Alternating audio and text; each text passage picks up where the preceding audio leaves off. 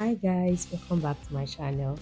My name is Martha. I'm a chef and I create and share recipes on foods and snacks.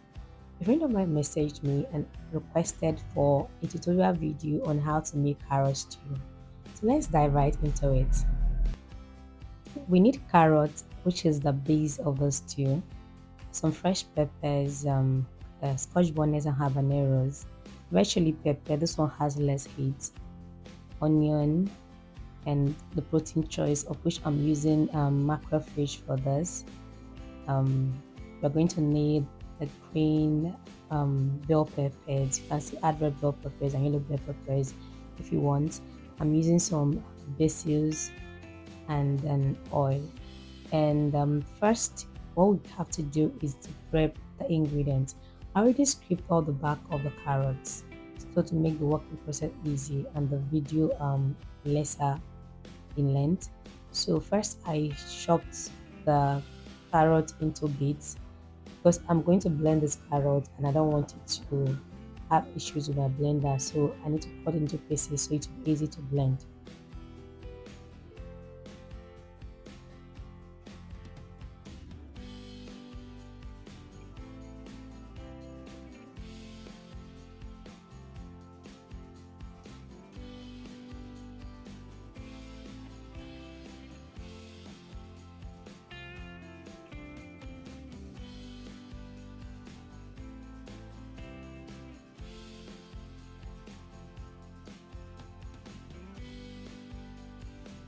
If you're making a larger batch, of course, you really should know the extent of which your blender can carry so you don't overload your blender.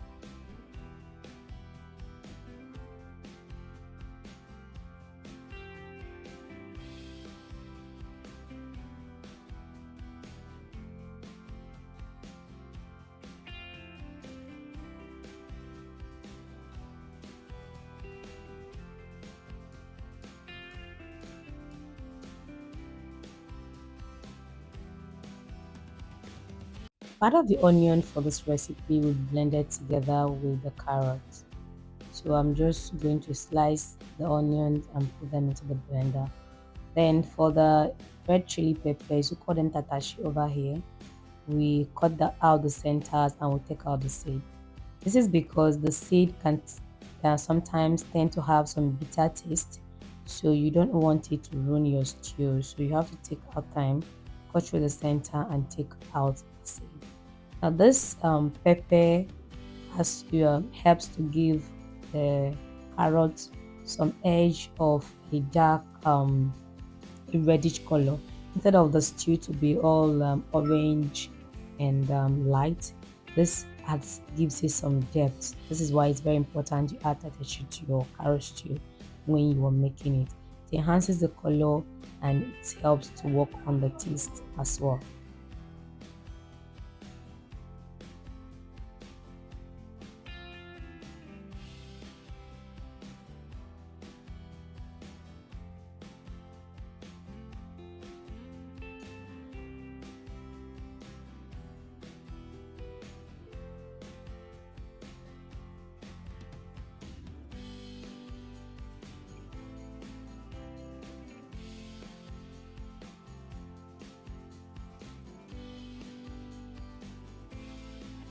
Okay, dice the onion that we use for frying and then dice the bell pepper and set it aside. If you are using spring onion for the garnishing as well, dice and set it aside. Or if you are using red bell peppers and other kinds of bell peppers, they are going to be added to the stew. Just dice everything and set it aside.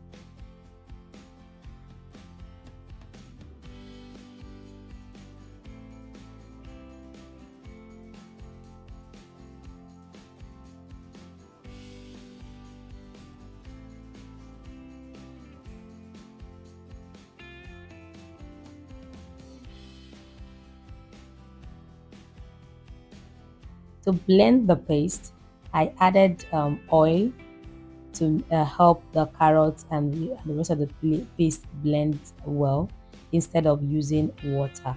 Water is going to add too much liquid into the paste and it's going to make it take a longer time during cooking. This is a trick I use for this carrot stew and it helps my stew cook faster and taste way better.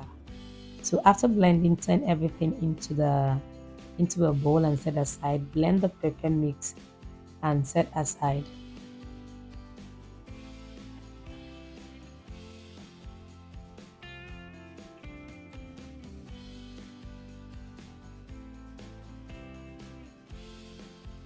To make the stew, I start by frying the protein.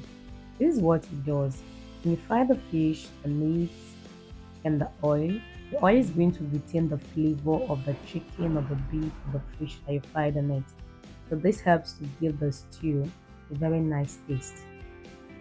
After frying, like I like my fish very dried. If you don't like it this way, just you don't have to eat yours this dried. But when you fry it this way, it has less likelihood of breaking and scattering inside the stew. This is just the way I like mine. After frying, take it out of the heat. Then we're going to use the oil to start the base of frying the carrot mix and the pepper.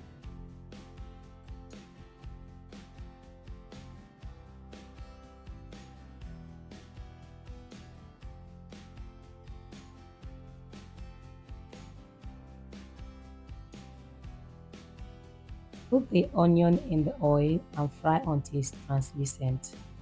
Go in with the carrot and the pepper and fry until it is dried and you can see the oil floating in the top.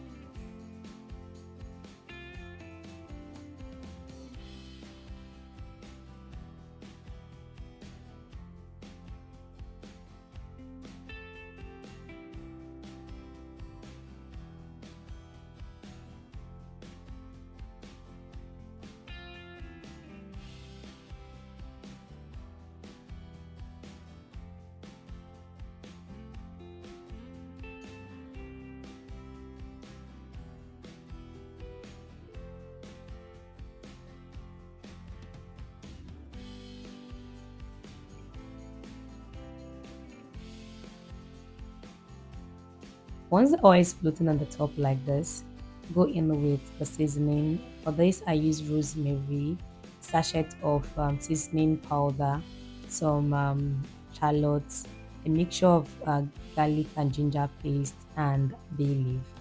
Then I added in some curry powder, stirred it to combine, and allowed it to fry for an extra 3 minutes.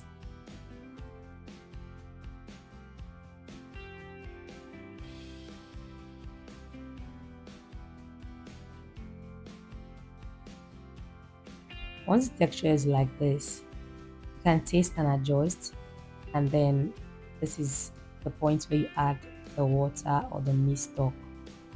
Because I marinated my fish and fried directly, I do not really have any stock. But if you boiled your chicken before frying or your meat before frying, you can then add the stock instead of the water. Covered it to simmer for a few minutes and then I went back in with the fried fish.